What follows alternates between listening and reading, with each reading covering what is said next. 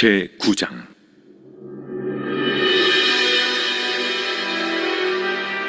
또 그가 큰 소리로 내게 외쳐 이르시되, 이 성읍을 관할하는 자들이 각기 죽이는 무기를 손에 들고 나오게 하라. 내가 보니 6사람이 북향한 윗문길로부터 오는데 각 사람의 손에 죽이는 무기를 잡았고, 그 중에 한 사람은 가는 베옷을 입고 허리에 서기관에 먹그릇을 찼더라.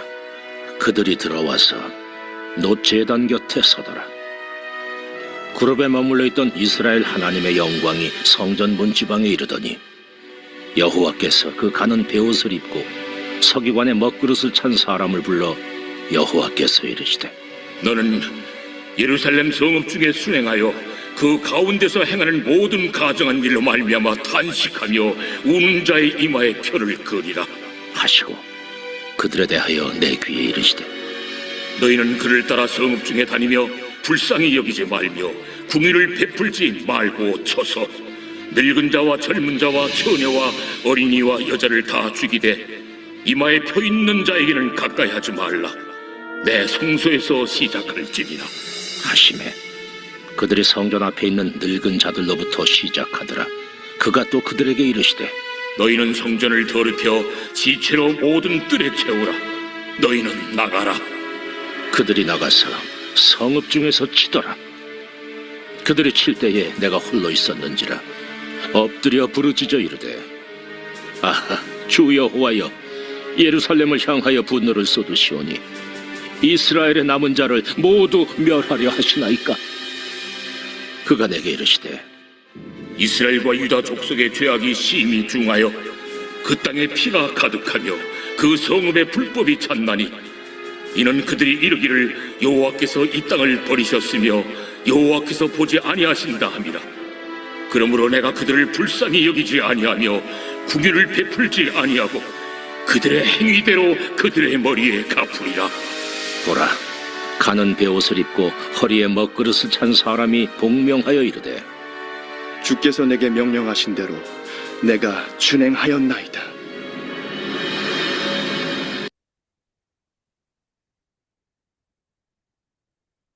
네, 오늘 본문의 말씀은 하나님께서 예루살렘 성을 심판하시는 말씀입니다. 하나님께서 예루살렘 성을 심판할 자를 부르셨습니다. 그러자 북쪽에서 6명의 사람들이 오게 됩니다. 그 사람들 각 손에는 사람을 죽일 수 있는 이런 무기가 들려져 있었습니다. 그 중에 한 사람의 손에는 먹그릇이 담겨져 있었습니다. 하나님께서 손에 먹그릇을 가진 자에게 명령을 하셨습니다.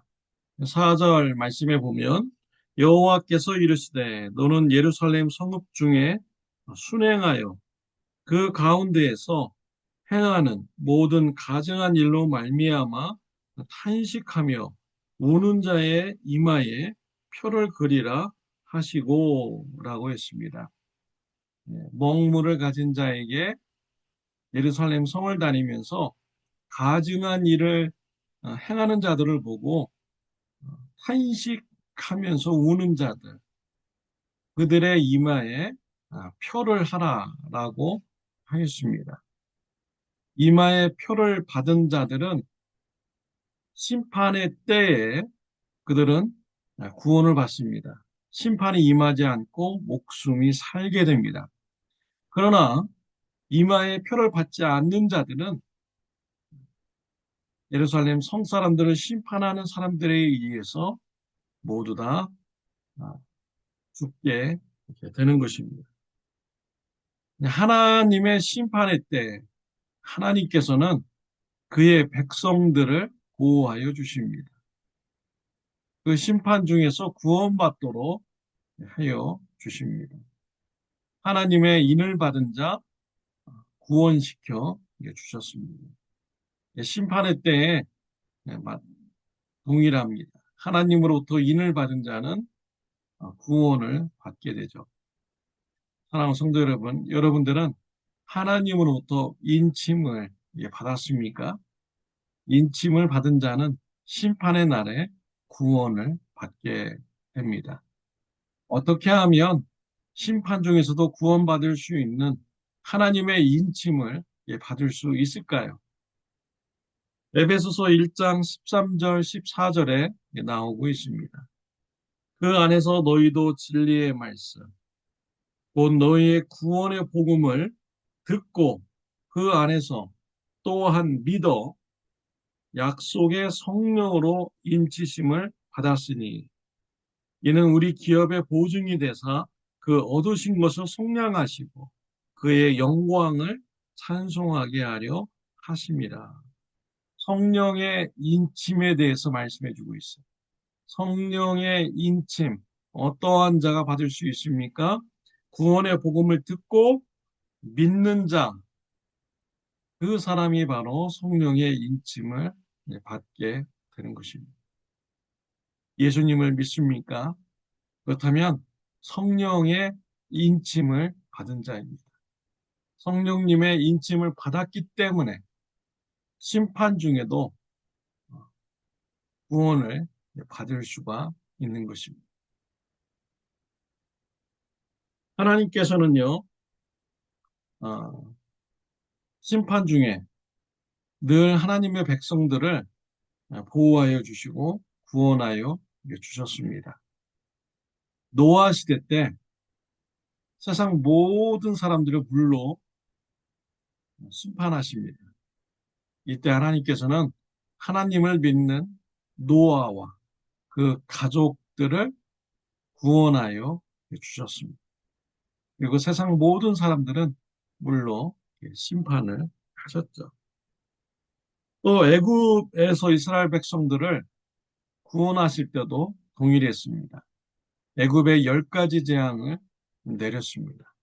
하나님의 백성들은 10가지 재앙으로부터 보호를 받습니다. 마지막 장자의 재앙을 내릴 때 하나님께서는요, 어린 양을 잡아서 그 피를 집 문설주에 바르라고 했습니다. 하나님의 말씀에 순종한 자들, 믿음을 가진 자들, 그 집에는 어린 양의 피가 묻어 있는 집은 하나님의 심판이 임하지 않았습니다. 건너갔습니다. 그러나 어린 양의 피가 묻어 있지 않는 그 집은 하나님의 심판이 임하여서 모든 장자들이 사람이건 짐승이건 첫째 되는 것은 다 심판받아 죽게 되었습니다. 하나님의 심판 중에도 하나님으로부터 인침을 받은 자들, 하나님을 믿는 그의 백성들은 심판 중에서도 보호를 받고 구원을 받게 된 것입니다. 소돔과 고모라 성을 하나님께서 심판을 하셨죠. 하늘에서 불이 내려와서 소돔과 고모라 성 사람들을 심판하였습니다. 이때 하나님께서는요, 천사들을 보냈습니다. 롯의 가정과 두 딸들을 구원하여 주셨습니다. 이때 롯의 부인이 세상 재물 불타는 것, 그것에 미련을 두고 뒤를 돌아보다가 심판받아서 소금 기둥이 되었습니다.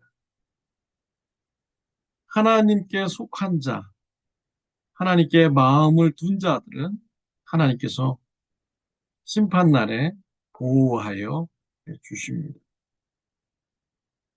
하나님의 심판이 임할 때 에스겔 선지자가 하나님 앞에 중보기도 드렸습니다. 이스라엘 민족 중에서 북이스라엘이 멸망당했고 그나마 남은 민족이 유다 지파 사람들인데 하나님께서 이렇게 유다 지파 사람들을 심판하십니다. 근데 이거 다 죽게 생겼습니다. 소수만 남게 생겼습니다. 심판을 멈추어 달라고 하나님께 기도드렸습니다. 근데 하나님께서 예루살렘 성 사람들의 죄가 매우 중하다라고 하셨습니다. 심판을 멈추지 않겠다라고 하셨습니다. 그들이 불의한 삶이 너무나도 심한 죄이기 때문에 하나님께서 심판을 멈추지 않는 것이죠. 비록 많은 유다 지파 사람들이 다 죽고 소수의 사람들만 살아남을지라도 하나님께서는 심판을 하십니다. 하나님께 있어서 숫자가 중요한 것이 아니셨습니다. 하나님은 사람의 마음의 중심을 보시는 분입니다. 숫자가 아무리 적을지라도, 아무리 소수의 사람만 남을지라도 그 마음의 중심에 하나님을 없는 자들은 하나님께서 심판하십니다. 그리고 하나님은 소수의 사람들과 같이 함께 하시는 분이 하나님이십니다. 하나님은요, 소수의 사람만 있어도 하나님의 사역을 감당 충분히 하시지요. 바벨론에 살아남은 자들이 포로로 끌려갔죠. 그곳에서 소수의 사람들, 우리 하나님으로부터 쓰임을 받게 됩니다. 다니엘과 사드락과 메삭과 아벳노고, 그 소수의 사람들이 하나님 앞에 바로 서죠. 말씀에 순종합니다. 죽기를 각오하고 믿음을 지킵니다. 하나님께서 그들을 사용하셨습니다. 온 바벨론에 살아계신 하나님을 나타내었죠. 이방인들이 하나님을 알게 되고 듣게 된 것입니다. 하나님만이 지극히 높으신 분이라는 것을 온 바벨론 나라에 알려지게 된 것입니다. 다니엘과 사드락과 메삭과 아벳노고, 하나님은 그 소수의 사람을 통해서 온 민족들에게 하나님을 알리실 수 있는 분이 바로 우리 하나님이신 것입니다. 페르시아 시대 때도요, 에스더 그 한 사람이 목숨을 걸고 중보기도하고 유대 민족을 구하기 위하여 아수르 왕에게 나갔을 때 하나님께서 역사하여 주셨죠. 유대 민족들을 구원하여 주셨습니다. 그래서 페르시아 전역에 하나님의 살아계심을 다 보게 되는 것이죠. 또 느헤미야와 에즈라, 포로에서 돌아온 유대 땅에서 하나님의 구원 사역을 이루어가고 유대 사람들을 다시 신앙으로 회복시켜주고 재건하는 이러한 일을 우리 하나님께서는 감당하셨습니다. 숫자가 많고 적음이 중요한 것이 아닙니다. 하나님은 마음의 중심을 보시는 분이시죠. 적은 숫자일지라도 하나님 앞에 바로 선 그 사람을 하나님께서는 사용하십니다. 온 천하에 하나님의 빛을 비추실 수 있는 분이 바로 우리 하나님이신 것입니다. 숫자보다 마음의 중심의 신앙이 훨씬 더 중요한 것입니다. 하나님은 마음의 중심을 보시는 분이십니다. 숫자가 중요하지 않습니다. 우리가 숫자 노름에 우리가 속아서는 안 되는 것이죠. 우리 참 좋은 교회도 숫자 노름에 빠져서는 안 됩니다. 우리 참 좋은 교회는 마음의 중심을 하나님께 향한 이런 교회가 되어야 합니다.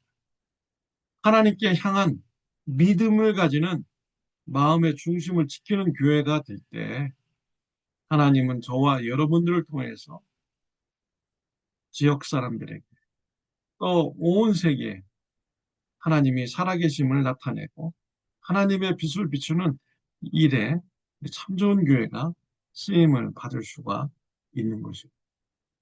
사랑하는 성도 여러분, 하나님은 마음의 중심을 보시고 소수의 사람을 통해서도 하나님의 빛을 비추는 이 사역을 일으키시는 분이 바로 우리 하나님이십니다. 마음의 중심을 하나님께 향하고 순결하고 정결한 올바른 신앙을 가지는 저와 여러분들이 되시기를 바랍니다. 하나님은 그의 백성들을 심판의 시대에 반드시 보호해 주시고 구원해 주시는 분이십니다. 기도드리겠습니다. 하나님의 아버지 감사합니다.